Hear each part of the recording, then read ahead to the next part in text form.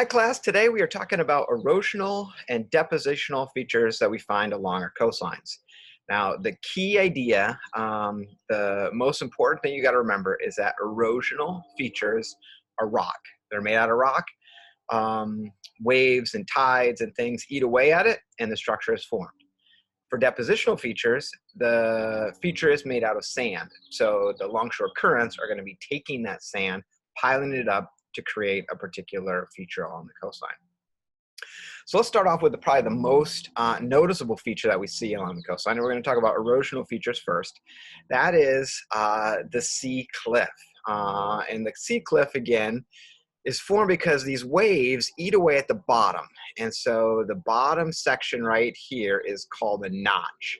And whenever you create a notch, all this overlying rock is now going to have the potential with gravity to fail, break, and go into the beach system. The waves are eating away at this flattened area, which we will call a wave cut platform or a bench. You can see it on the image right here.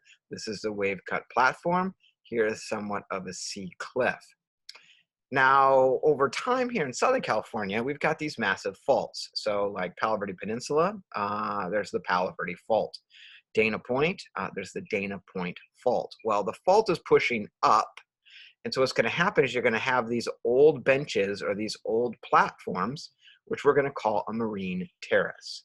So those are three different examples of erosional features that we see along our coastline.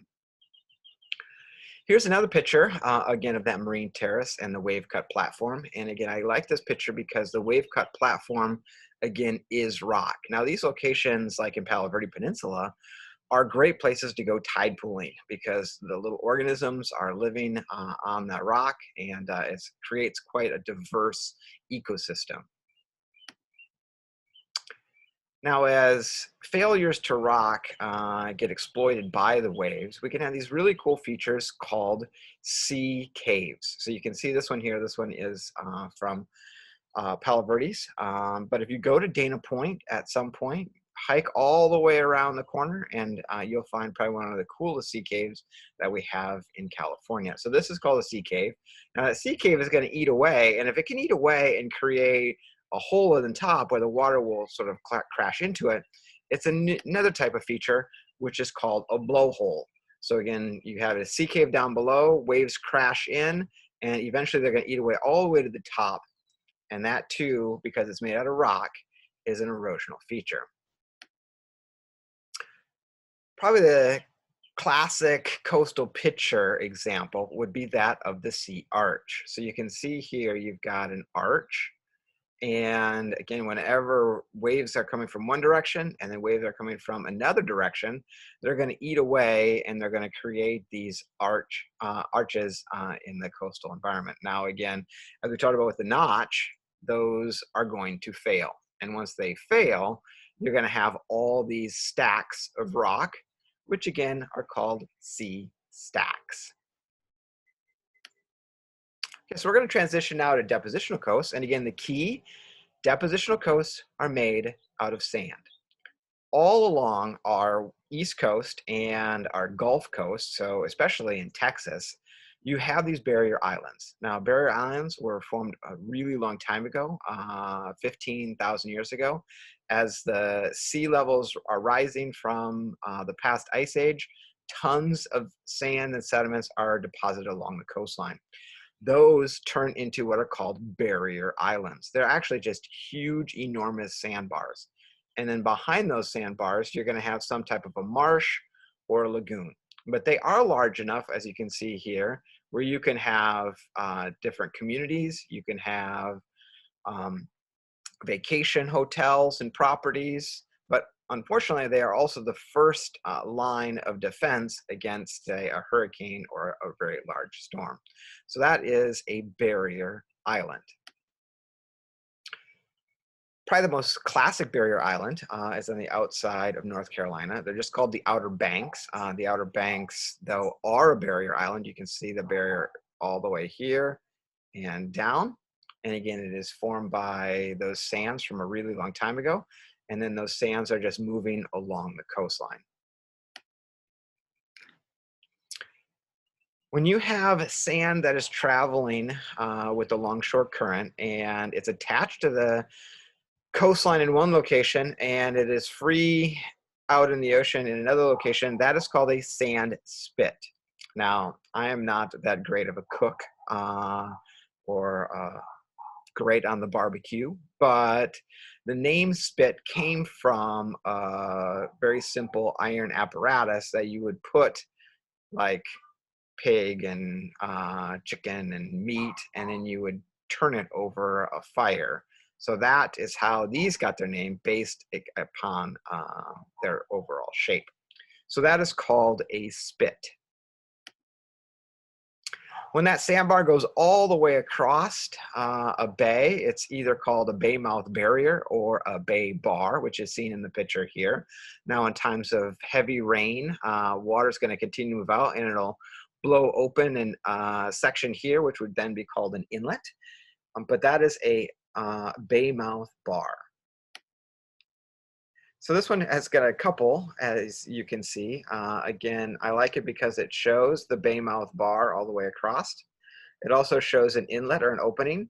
And when tides go in and out, sediment is going to be deposited. So that's called a tidal delta. And then we have a small sand spit right here with the classic hook on the end shape. Another pretty cool depositional feature is that called a tombolo. And it's basically when you have a sea stack interrupting the flow of water, the sand carried by the current is going to drop.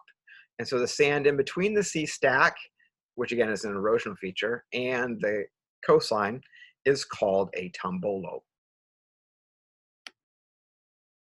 The last example is found basically at any river mouth, because as a river is going into the ocean, it's going to slow. And that slowing process, sand is going to get deposited, and you're going to have somewhat of a fan-shaped.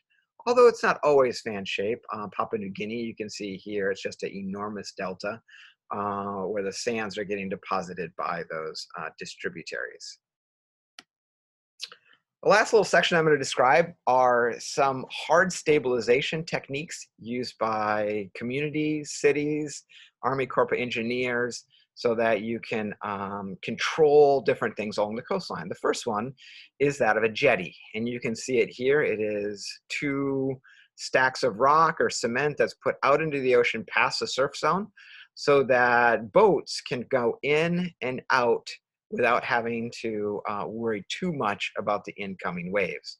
So that is called a jetty. A second example is what's called a groin, and oftentimes you'll see them in concert next to each other, here and here and here. Those are called groin fields because you put them all in a line, and really what they're used for is to keep sand on the beach. If you go to, say, Newport Beach or Santa Monica Beach, you're going to see these, and they're utilized because people want to play volleyball and enjoy being at the beach. And so then the groin fields are used by cities that have put them in. Another example is out of a breakwater. You can see it here in Santa Monica. It also adds to sand on the beach, but it also, again, you can see all those little white dots are boats. So they can park behind the breakwater and enjoy their time out in the ocean. The last example that I'm going to show today is that of a seawall. Seawalls maybe a little more common on the East Coast. And then people realize, who wants a seawall? This one is in New Jersey.